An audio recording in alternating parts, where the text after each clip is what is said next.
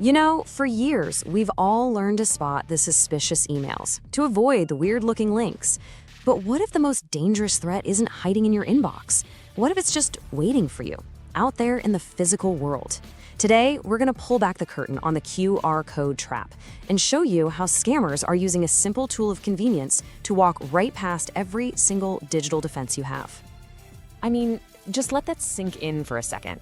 The most dangerous link you'll ever click isn't from some shadowy hacker across the globe. It's a sticker on a parking meter. We've been taught to see these little black and white squares as our friends, right? They're the innocent square, just a block of pixels our eyes can't read, but our phones are literally designed to obey instantly. And that, right there, is where the danger begins. So that's the real mystery here, isn't it? It just seems impossible that a simple physical object could launch such a sneaky digital attack. But it's not only possible, it's happening all the time. This isn't about some super complex code. It's about exploiting human psychology. Let's break down exactly how they do it. Okay, so the official name for this scam is Quishing, QR code phishing, and it operates on a really simple but powerful principle. We inherently trust our physical surroundings. When we see a QR code on something that looks official, like a parking meter or a menu at a restaurant, our brain just automatically assumes it's legit. Scammers have figured out how to weaponize that trust. And this is the key. This is the psychological weak spot they go after. Unlike a link in an email, which just shows up out of context and immediately makes you suspicious, a physical QR code feels like it belongs there. It feels official. This visual trust exploit effectively just switches off our critical thinking. It's like we walk right into the trap without even hearing the door click shut behind us. The method itself is, well, it's brutally simple. Scammers print their malicious QR codes onto these high-quality vinyl stickers. Then they just walk up and physically place them right over the real codes on public machines. It's called oversticking. They're not hacking the city's computers, they're hacking something way more vulnerable. The last inch, that tiny physical space between the machine and your phone's camera.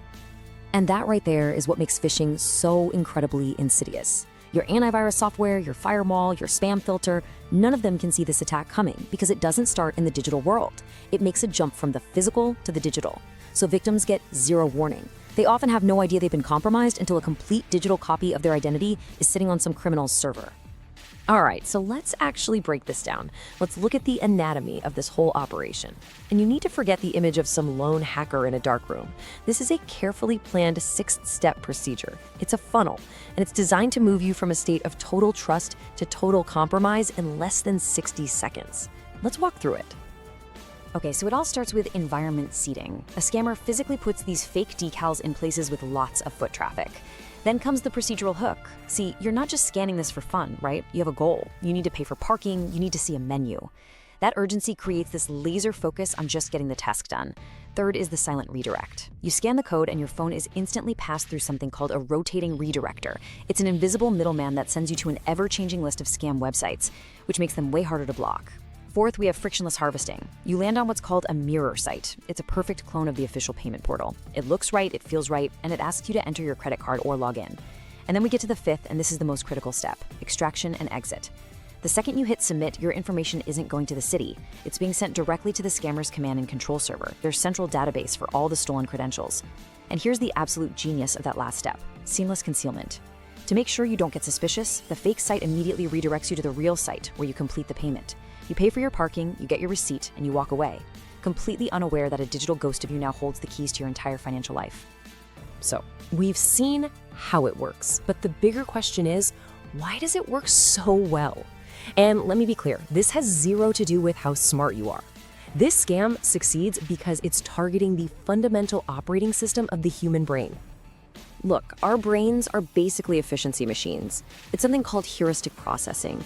We're wired to take mental shortcuts. When we're faced with a task, our brain instinctively looks for the path of least resistance. I mean, why would you type out a long web address when you can just point your phone, right? The QR code is the ultimate shortcut. And scammers are banking on this natural desire for convenience, turning our own efficiency into their opportunity. And that brings us to another huge vulnerability here, something we can call optical obscurity. I mean, think about it. You can read a web address, you can look at it for typos. You can't do that with a QR code. To our eyes, it's just a visual black box. And because our brains literally can't process those pixels, we're basically forced to just trust it.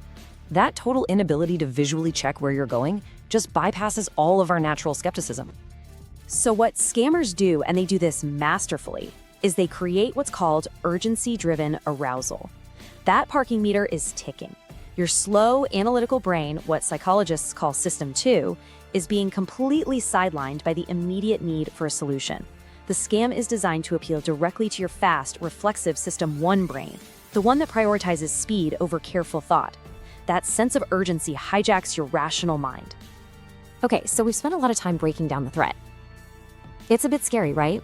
But understanding the system is always the first step to beating it. So now, we're going to pivot.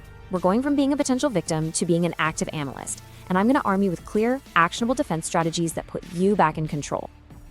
And here is the single most important thing you need to remember. Because this attack starts in the real world, your defense has to start there too. Your most powerful weapon isn't some app. It's a simple physical action you take before your phone even comes out of your pocket. So here it is. We'll call it the link reveal protocol. And step 1 is by far the most important. You have to conduct a tactile audit. Before you even think about scanning, physically run your finger over the QR code. Feel the edges. Is it a sticker that's been placed on top of another surface? Does it feel raised or flimsy? If it's a sticker on top of metal or glass, you should be extremely suspicious.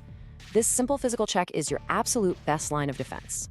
Okay, second thing you should do, maybe right now, go into your phone's camera settings and disable auto open links. This forces your phone to show you the destination URL before it actually opens the site. This gives you that critical pause for step 3. Scrutinize the URL. Does the official service, say parkcity.gov, really match the cityparkingpay.biz that's showing up on your screen? Look for those tiny mismatches. And finally, honestly, the safest play is always to default to the official app. If a service has an app, just ignore the public QR code. Go straight to the App Store or Google Play and download the verified application.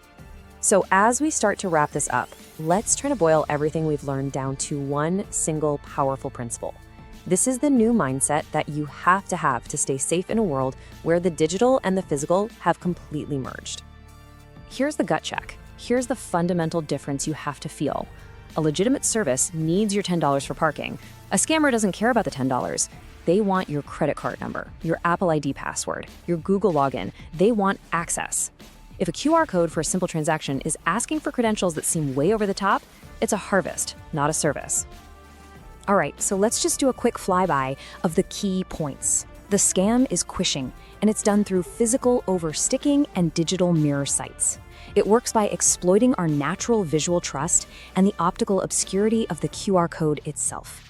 And our defense is built on that physical tactile audit and the digital discipline of URL scrutiny.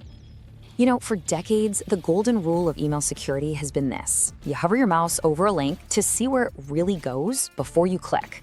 We have to take that exact same thinking and apply it to the physical world.